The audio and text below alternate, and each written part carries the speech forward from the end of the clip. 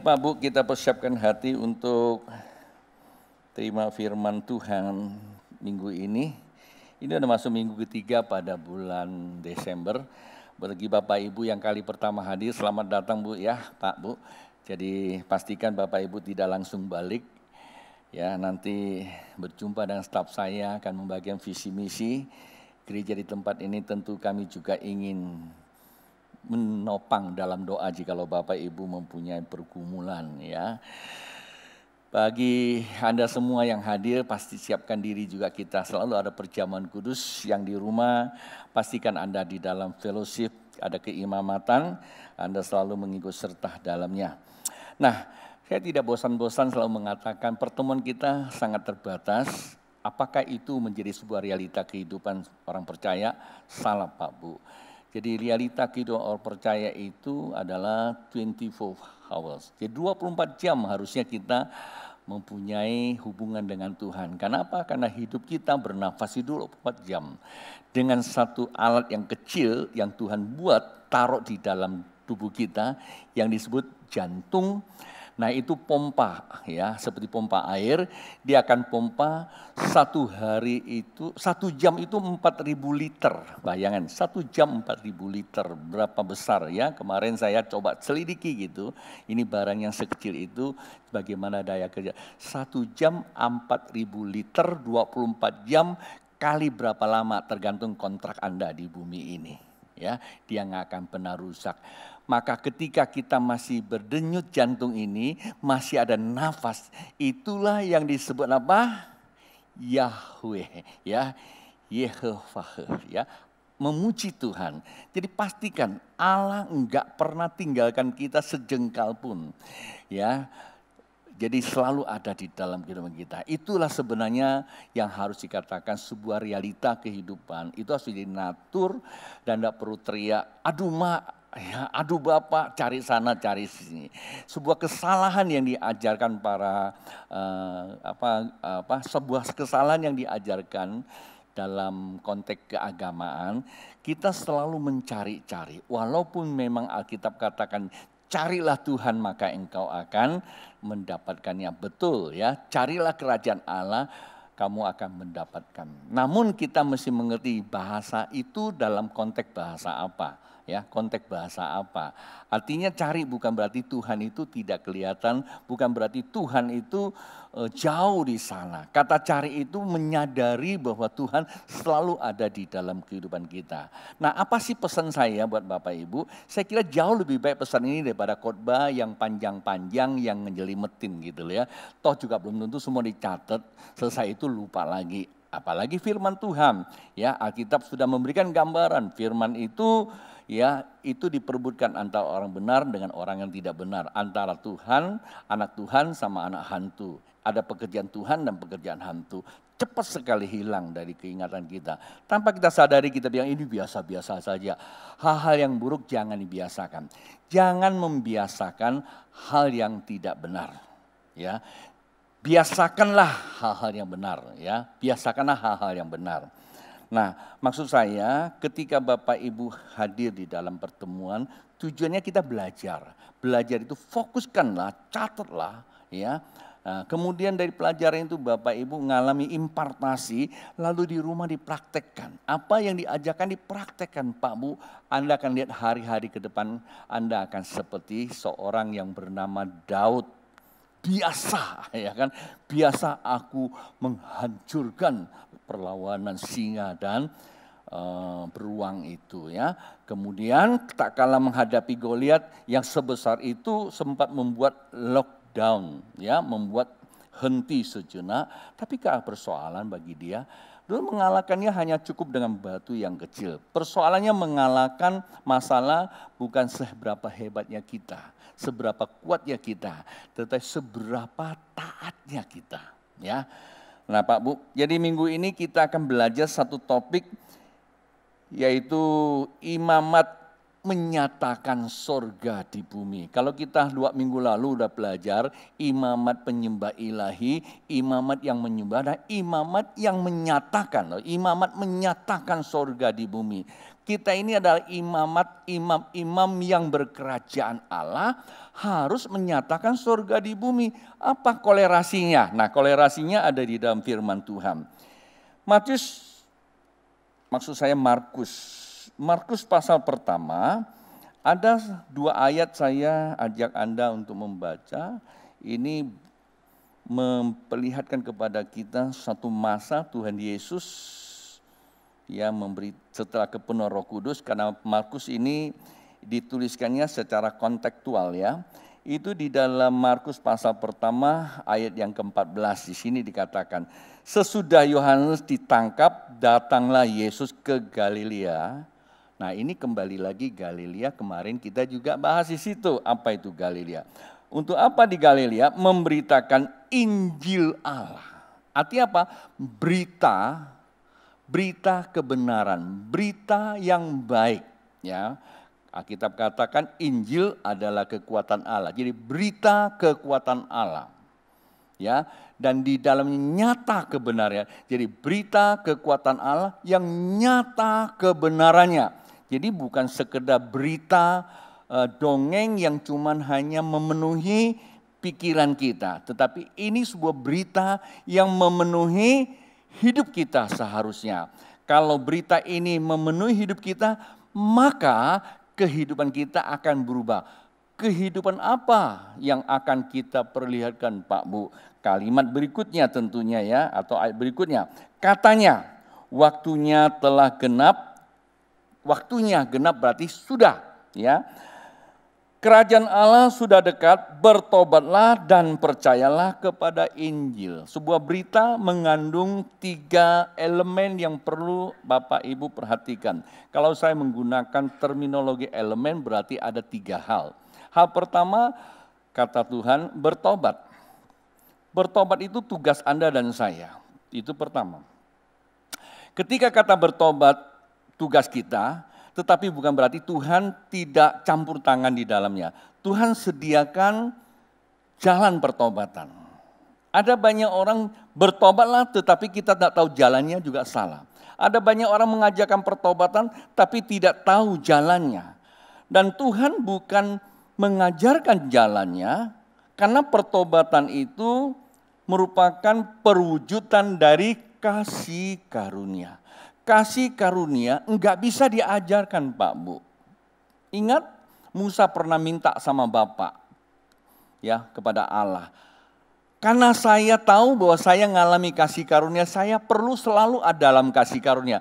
Ngapain? Di dalam kasih karunia saya bisa selalu mengalami kemuliaan Tuhan. Kata Tuhan, ya, tetapi enggak ada pelajarannya. Aku sendiri yang bimbing. Kata pertobatan tidak bisa lepas daripada bimbingan Tuhan. Artinya apa?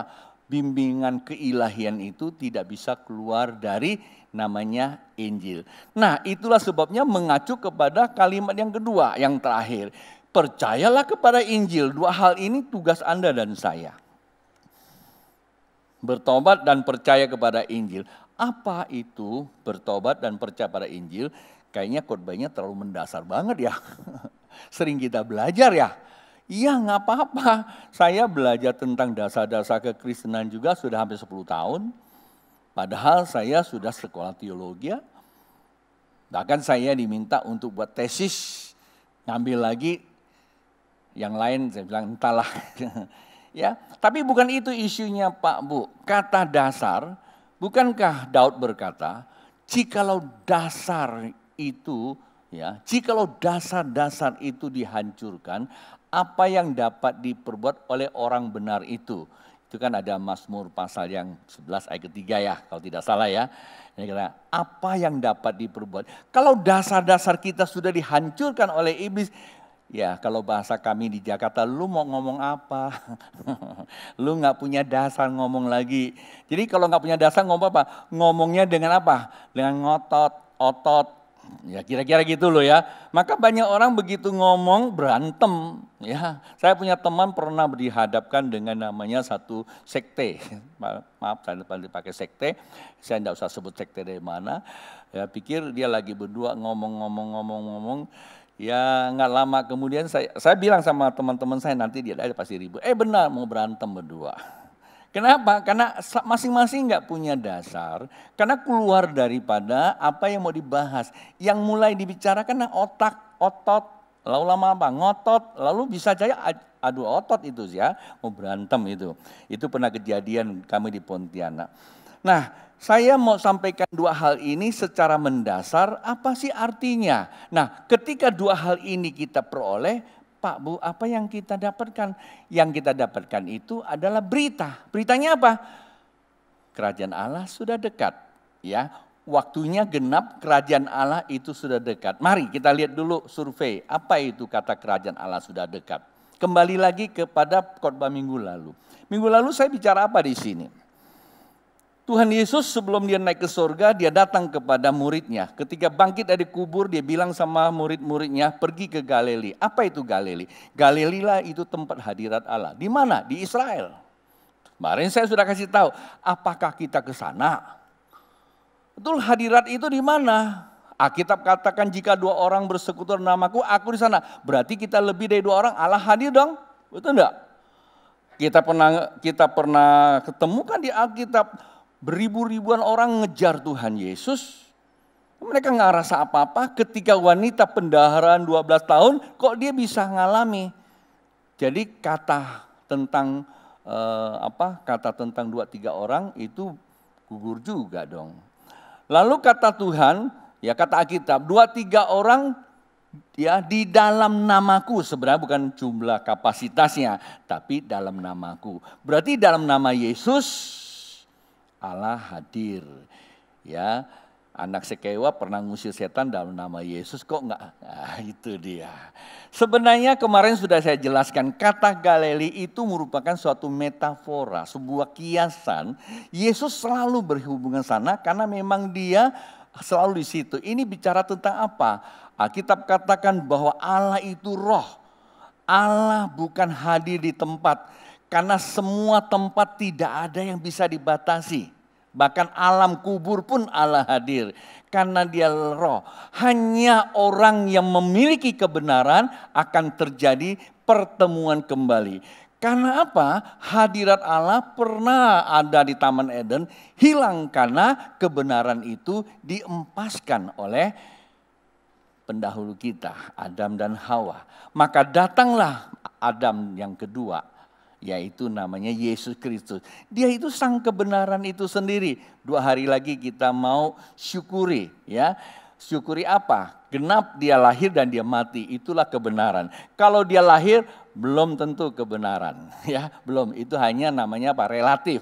Ya, kalau dia lahir saja salah gimana? Tetapi ia akan menjadi kebenaran karena dia lahir dan mati dan dia bangkit kembali ke surga. Dan itulah Injil kalau kita mengacu pada 1 Korintus pasal yang ke-15 ayat 2-3 itu. Itulah sesungguhnya Injil. Beritakanlah kelahiran, kematian dan kebangkitan. Tapi kita lebih suka kelahirannya. Ya kalau bicara lahir, saya juga lahir, nenek saya juga lahir, semua keluarga saya lahir, bahkan sebagian udah pada mati, nenek saya udah meninggal, ayah ibu saya udah meninggal, saya ini yatim piatu, tapi saya bersyukur, Alkitab bilang saya nggak yatim piatu, karena ada Bapa di surga yang selalu dekat kepada kita. Nah maksudnya apa Pak Bu? Ya, saya akan coba perlihatkan dulu dengan waktu yang ada ini tentang kerajaan Allah. Nah kemarin berkata begini, ya setelah mereka ke Galilea apa yang terjadi? Di ayat 17 dikatakan mereka melihat Yesus, kemudian mereka menyembah, lalu terjadilah satu asimilasi. Kata asimilasi itu terjadi sebuah pertukaran. Kenapa? Yesus datang kepada mereka. Apa yang dikatakan di dalam Matius pasal 28 ayat 18. Kepadaku diberi apa? Kuasa di sorga dan di bumi. Maksudnya apa? Kepadaku diberi kuasa ini mengacu kepada manusia pertama yaitu Adam dan Hawa. Bukankah Adam dan Hawa itu diciptakan oleh Allah, dibentuk oleh Allah? Ya, dia bukan kelahiran. Dibentuk oleh Allah, kemudian Allah menghembuskan nafasnya. Itu berarti apa? Itulah menjadi nilai-nilai keilahian Allah ada pada manusia. Kemudian apa yang diterima? berkuasalah bumi ini. Kata berkuasa ini artinya apa? Kamu menaklukkan bumi ini, menaklukkan seluruh alam semesta yang kepunyaan Bapa, kelolalah, usahakanlah. Setiap nilai-nilai yang kamu usahakan, itulah yang menjadi realita kerajaan Allah. Memang betul, kerajaan Allah itu roh. Keilahian tak bisa dilihat oleh mata. Tetapi keilahian dia bersinggungan dengan energi. Kemudian energi bisa berubah menjadi materi-materi kehidupan. Paham di sini? Nah, manakala Adam gagal, ini hilang. Nah, Yesus datang kembali. Yesus datang sebagai Adam yang kedua. Pak, Bu, kita mau percaya tidak percaya nggak ada urusan. Yesus kerjakan tugasnya dia. Yesus datang ke dunia ini bukan minta kamu percaya. Kalau minta kamu masih bisa pilih. Ya kan? Tetapi Yesus datang ke dunia ini seharusnya kita percaya. Kenapa? Kita ini sudah terpisah dengan Allah. Kehadiran Yesus itu adalah jembatan, pendamai, perantara kembalinya. Maka dikatakan siapa dia? Dia adalah manusia yang kedua setelah Adam. Kalau Adam dilahirkan oleh Allah debu dan tanah tanpa dilahirkan oleh manusia. Tetapi Yesus dilahirkan oleh Allah melalui rahim manusia. Tapi sonder bukan, tidak ada niat seorang bapak di dalamnya. Ini dua manusia sama nilai keilahiannya. Ya. Tetapi siapa dia? Karena dia itu Allah sendiri yang mau jadi manusia. Nah, kepada dia diberi kuasa. Artinya apa? Dialah sang raja itu sendiri. Maka Anda dan saya panggil dia apa? Tuhan, Kurios. Kata kurios di dalam hal ini penggunaannya itu menuju ke ilahian. Bukan kurios kepada kemanusiaan, kepada suami atau raja. Enggak. Karena kata kurios di dalam bahasa aslinya di sini menekankan keilahian. Maka di dalam bahasa Indonesia diterjemahkan jadi Tuhan. Tapi bukan Tuhan, seharusnya diterjemahkan dalam Tuhan kata Adonai. Tetapi memang diterjemahkan Tuhan huruf kecil aja. Ya, tetapi kata kurios ini seharusnya juga sama dengan namanya Adonai. Kata Adonai itu adalah sang ilahi yang tak boleh diucapkan, yaitu Yahweh. Maka ditulis dipanggil namanya Adonai. Kata Adonai itu sebenarnya adalah panggilan untuk Tuhan. Satu pribadi yang bisa dilihat. Yesus itu pribadi, maka dia raja. Dia itu raja dan dia itu Tuhan kita. Oleh dialah kerajaan Allah sudah dinyatakan. Kelahiran Yesus itu bukan hanya berkuasa di sorga dan dia juga berkuasa di bumi. Oleh Yesus mempertemukan dua dimensi yang tadi terpisah menjadi satu dimensi yang Anda dan saya selalu sebut hadirat kemuliaan Allah. Kalau mengacu pada kitab Roma pasal 3 ayat 23, karena dosa itu hilang, tetapi karena dosa dihapuskan oleh Sang Ilahi, maka kita punya kerajaan Allah. Sehingga kita boleh menyembah Dia secara langsung, bukan lagi bicara tempat. Paham Pak Bu? Itu dulu mesti dimengerti. Nah, bagaimana kita bisa masuk dan menyembah dalam kerajaan sebagai imamat rajani? Kalau bicara kerajaan Allah itu memang roh, betul. Kerajaan Allah itu roh, tapi berkuasa. Menghasilkan sebuah realita kehidupan.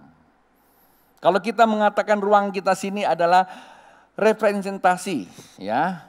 Representasi daripada kerajaan Allah. Ya, saya pernah nulis sebuah buku bahwa gereja merupakan manifestasi kerajaan Allah. Kerajaan Allah itu tidak bisa dilihat dengan mata karena roh, tetapi bisa dilihat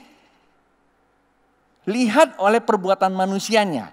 Ya, perbuatan manusia itu mulai, bayangkan aja semua manusia cinta Tuhan, kumpulkan dana, bangun gedung ini untuk pertemuan, bukan untuk hadirat Tuhan. Hadirat Tuhan itu nggak perlu gedung juga hadir dia. Anda nggak tidak datang, dia tetap hadir. Anda tidak pakai gedung ini, dia tetap hadir. Karena dia hadir, karena dia Allah, eksistensinya adalah Allah Maha Hadir. Dia roh Allah yang Maha. Itu eksistensinya Allah itu. Harus kita tahu dulu. Berarti di mana? Saya kenapa tekankan ini terus Pak Bu? Saya mencium sebuah aroma. Satu masa kita akan kesulitan bertemu seperti ini lagi.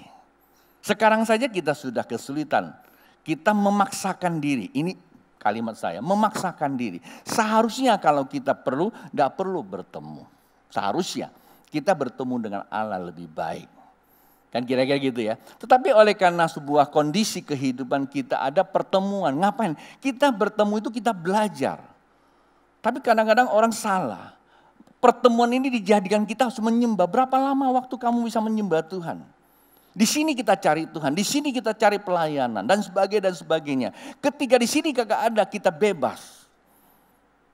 Kalau kita menjadikan Tuhannya sebatas tempat, jadikan Tuhannya sebatas keadaan, Pak, Bu, gak heran suatu keadaan kita akan jatuh dalam dosa karena Allah tidak di dalam hidup kita.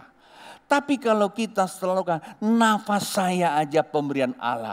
Allah dalam nafas saya. Kita tahu kesulitan nafas kita itu bisa memberi kelegaan. Kita tahu ada ancaman nafas kita bisa memberikan kita halangan untuk mengalami ancaman. Ada godaan kita tidak jatuh dalam godaan. Coba kalau kita cuma hanya pikir kalau di gereja saya mesti kudus, senyum, shalom aleihim. Kalau di luar gimana? Allah tidak ada. Kenapa? Kita masih cari-cari Allah kok. Minggu saya ketemu Tuhan, Senin sampai Sabtu apa? Karena Tuhan. Akhirnya apa? Senin sampai Sabtu kita bebas berdosa. Korupsi, kolusi dan macam-macam itu kelakuannya. Pak, Bu, saya ini pendeta. Belum sih lama pelayanan. Masih junior banget lah. Tapi kalau yang namanya keluarga mungkin sudah mencapai, belum ribuan lah, ratusan. Saya kadang pikir, lu apain tuh gereja gitu loh. Ya, termasuk mungkin sebagian kita dengar khotbah haleluya, begitu keluar lupa. Tugas kewajibannya dia lupa. Tapi dia gak sadar bahwa hidup di luar kebenaran, engkau sedang ditindih oleh kuasa kegelapan. Tahu? Ngerti ya? Nah itu bicara kerajaan Allah. Oke, nah bagaimana supaya kita bisa menyembah seperti tadi dikatakan. Mereka bisa menyembah, kenapa? Poin pertama bahwa Yesus itu hadir di mana saja, kapan saja, kepada siapa saja. Pada pendosa dia juga ada. Tetapi tidak semua orang bisa masuk. Orang yang bisa masuk adalah bertobatlah sebab kerajaan Allah itu. Kata bertobat itu maksudnya apa? Engkau percaya Yesus, ya oke. Kita mesti ngerti loh Pak Bu. Apa sih kata percaya Yesus? Kata percaya Yesus itu kali pertama itu kalau kamu dengar itu ada di Yohanes pasal yang pertama. Itu yang dikatakan pada mulanya ya firman itu bersama dengan Allah. Ya kan? Firman itu Allah, Allah itu roh. Kemudian barang siapa? Berarti gak semuanya loh. Barang siapa? Yang percaya. Karena ayat 9 dikata, ayat 10 dikatakan, ayat 11. Ayat 11 ya, Yohanes 1 ayat 11 katakan. Dia datang ke kepunyaan, kita ini semua umat Allah kok. Coba lihat kiri kanan, umat Allah bukan? Umat Allah. Anda punya agama, tidak punya agama, engkau umat Allah. Karena kepunyaan Allah. Kan gitu. Ya, ada kepunyaan Allah secara hierarkis dalam keilahian, ada yang anarkis. Artinya apa? Berontak aja kiri kanan. Apa yang diajak ke kebenaran dia tidak taati, yaitu namanya anarki. Tapi di 12 katakan barang siapa yang percaya kepada dia, ya, kepada Yesus adalah seberapa? Percaya kepada Yesus adalah putra tunggal Bapa dan Mesias. Dia itulah sang ilahi. Kenapa? Kalau Allah mesti dilahirkan melalui perempuan, yang mesti menggunakan status anak. Gak mungkin ya Maria melahirkan Bapa di sorga. Kan aneh ya. Erna melahirkan Bapa. Ya. Tapi kan dia punya anak laki-laki. Kan aneh. Maka kalau sudah lahir, kata lahir berarti anak. Nah, Allah mengambil status anak. Ketika dia mengambil status anak, siapa bapaknya? Ya Allah, berarti di sorga. Dan di situ terjadilah sebuah namanya apa? Hukum alam, hukum keilahian dengan hukum alam itu gak bisa berpisah.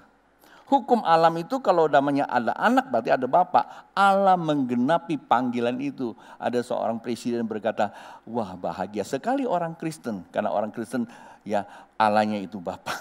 Beda dengan yang sana punya katanya. Ya udah saya nggak sebut lagi dipanggil apa. Nah, waktu kita mempercayai Yesus kita tahu percaya kita bukan sekedar hanya perkataan. Kepercayaan kita itu mengandung perjanjian ilahi sebagai kata sebagai anak dalam bahasa aslinya itu katakan apa? Ya, menerima kuasa sebagai anak. Kata anak itu dalam bahasa asli kalau enggak salah ya namanya tekna atau teknon. Artinya apa? Mendapatkan keilahian atau mendapatkan hak pewarisan sama. Sebenarnya kita ini adopsi. Kalau saya mengadopsi Erna sebagai anak saya, berarti seluruh pewarisannya sama dengan anak-anak saya yang lain. Itu namanya tekno. Tetapi bagaimana bisa saya mengadopsi dia? Maka dia diberi kuasa. Kata kuasa sini bukan mengacu kepada eksosia, atau dinamik bukan. Tetapi apa? Elabon. Masih ingat ya? Udah lama saya pernah ngajar. Elabon. Kata elabon apa? Kata elabon dalam bahasa aslinya itu kesamaan, equivalent. Dengan namanya apa? Lambano. Lambano itu kalau kita ke pasar, ambil barang, masukkan ke keranjang. Artinya apa? Kita ini yang sudah terjual tetapi dikembalikan ke dalam keluarga Allah. Itu kata percaya. Kita punya tanggung jawab nilai-nilai kekeluargaan. Nah, kita bilang percaya Yesus. Keluarga Allah secara apa? Global, orang percaya. Maka ada istilah apa? Istilah menerima pewarisan. Nah, untuk yang satu ini Pak Bu, kita perlu yang kedua. Apa itu? Yang kedua itu apa? Percaya kepada Injil. Ngapain tuh percaya kepada Injil? Sebab kerajaan Allah itu tidak bisa dilihat kasat mata.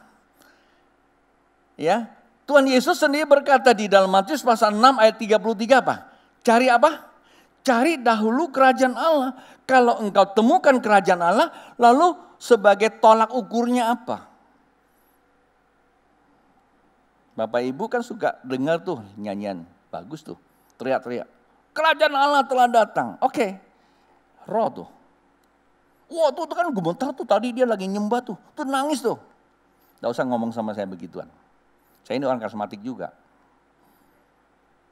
Itu muntah-muntah.